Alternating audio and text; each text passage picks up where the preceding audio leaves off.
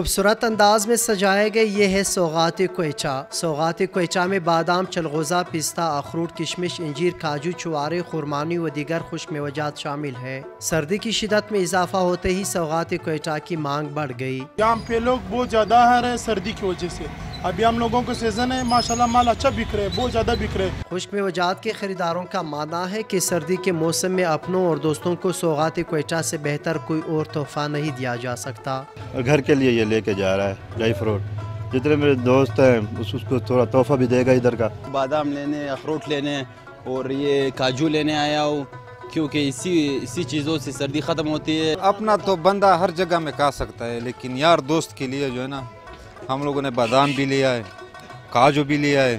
कोयटा की मार्केट में मौजूद खुश्क मेवजात 90% से ज़्यादा ईरान और अफगानिस्तान से दरामद किए जाते हैं, जिसे बाद में मुल्क भर की मार्केटों तक तरसील किए जाते हैं। अफगानिस्तान से मतलब 100% चीज़ें पहले यहाँ पे पहुँचते हैं, इसके बाद पूरा मुल्क में सप्लाई होता है। ईरान से पिस्ता आ रहा है 100%। सर्दियों में खुश्क मेवजात से मेहमानों की अच्छी खातिर तवाज़ो की जाती है। सौगात कोयटा न सिर्फ सर्दी का तोड़ है बल्कि ज़हनी व जिस्मानी क़ुव्वत के लिए भी मुफीद है।